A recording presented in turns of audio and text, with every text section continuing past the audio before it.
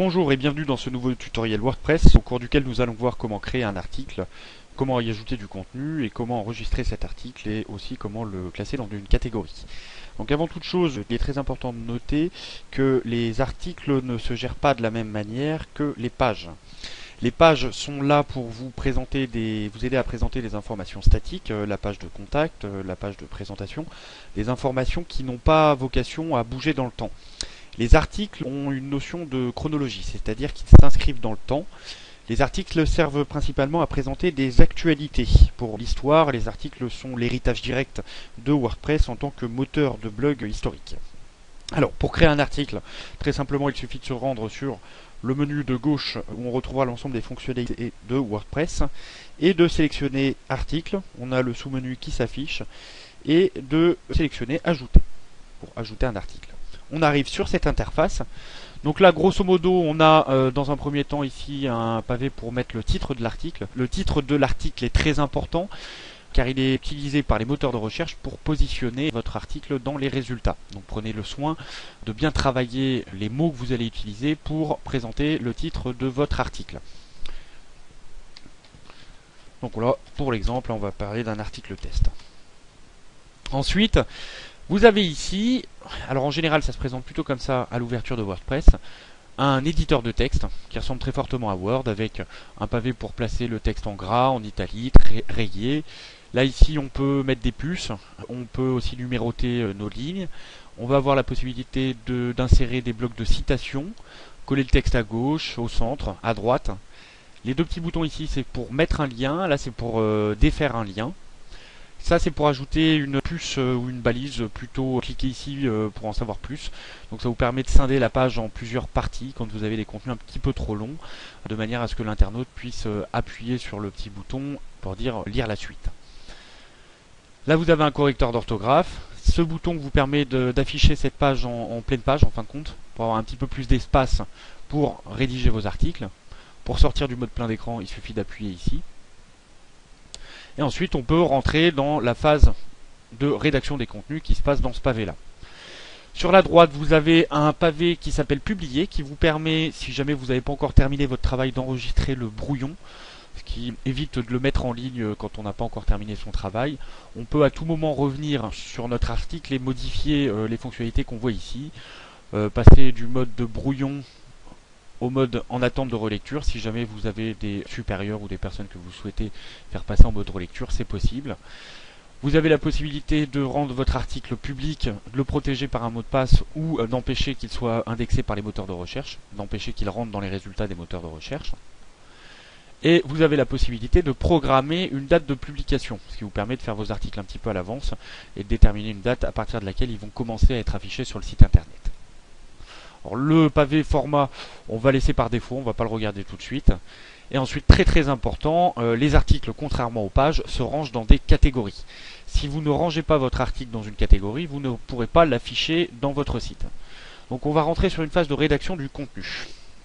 Alors, on va, dans un premier temps, rendre la barre de navigation complète. On va ensuite choisir un titre pour notre article. Comment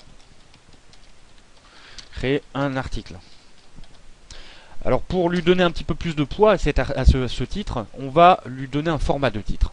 Donc vous avez le petit pavé ici, le petit onglet qui s'appelle paragraphe, qui est extrêmement important, qui vous permet de déterminer la hiérarchie de vos contenus. En bon français, on a toujours un titre principal et éventuellement un article WordPress. On va pouvoir avoir un sous-titre qu'on va mettre en titre 2 d'une manière tout à fait logique. Et ensuite, on va pouvoir taper nos contenus. Donc maintenant qu'on a mis notre titre et notre sous-titre de paragraphe, on va pouvoir commencer à créer notre paragraphe. Pour créer un site WordPress, il faut, etc. Donc comme je vous parlais des catégories, tout à l'heure, notre article n'est toujours pas rangé dans une catégorie, il ne pourra donc pas s'afficher sur notre site. On va décider de le rentrer dans une catégorie. Il faut savoir que quand vous créez votre site WordPress, vous avez toujours une catégorie qui est déjà créée, qui s'appelle la catégorie non classée. Et lorsque vous ne mettez pas une catégorie, par défaut, vos articles iront toujours se ranger dans la catégorie non classée. En l'occurrence, ça ne nous intéresse pas. Nous allons créer une nouvelle catégorie qu'on va appeler WordPress.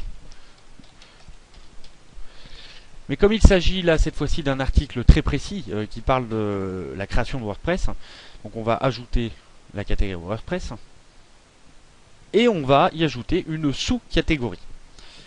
Donc démarrer ou débuter. Débuter avec WordPress. On va lui affecter une catégorie parente, c'est-à-dire que débuter avec WordPress sera une sous-catégorie, appartiendra à la catégorie principale WordPress. On clique sur ajouter une nouvelle catégorie et automatiquement notre article aura été rangé dans la catégorie WordPress et dans la sous-catégorie débuter avec WordPress.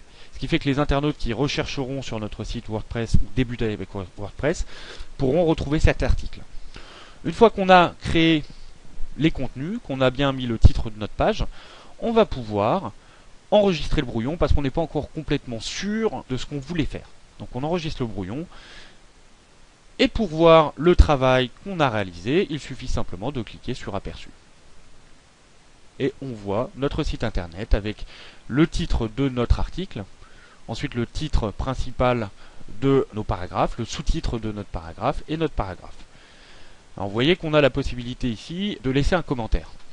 Donc ça, si vous souhaitez, je reviens sur la page de l'article, si vous souhaitez empêcher les commentaires sur votre article, il suffira simplement d'aller chercher tous les articles pour voir les articles qui ont été enregistrés et là on a bien article test et on nous précise qu'il n'est pas publié puisqu'il est en brouillon. Donc là on va pouvoir sélectionner le bouton modification rapide et dans modification rapide on a un ensemble d'informations qu'on peut préciser, donc on a la possibilité de revenir sur le titre de l'article. L'identifiant c'est la réécriture d'URL, c'est-à-dire c'est ce qui est à la fin du nom de domaine.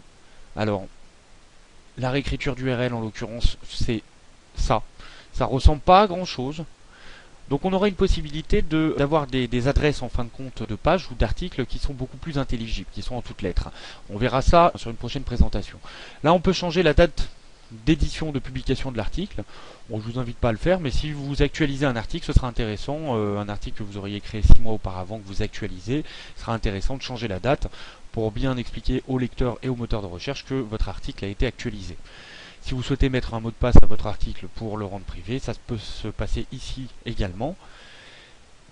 Et ce qui va nous intéresser, c'est de refuser en fin de compte tout commentaire. Donc pour empêcher les internautes de laisser des commentaires sur notre article, il suffira simplement de cliquer sur la case ici, autoriser les commentaires, et de décliquer autoriser les commentaires. Alors vous avez une petite case ici qui s'appelle autoriser les notifications par ping. Donc ça c'est extrêmement important chez WordPress.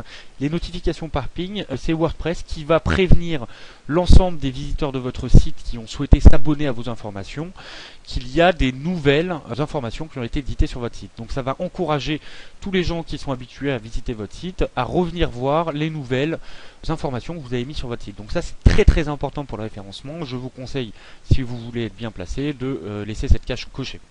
Ensuite, mettre le contenu en avant. Comme je vous l'ai dit, les articles s'inscrivent dans une notion de chronologie. Ils sont présentés du plus récent au plus ancien. Vous avez la possibilité, en cliquant sur le bouton mettre ce contenu en avant, de faire remonter un article ancien dans les premiers articles, dans les plus récents. Une fois que vous avez réalisé l'ensemble de modifications, vous pouvez cliquer sur mettre à jour. Et vous avez réalisé votre premier article. Dans un prochain tutoriel, nous verrons comment gérer les menus, comment afficher les articles dans les menus et également les pages. A très bientôt pour un nouveau tutoriel.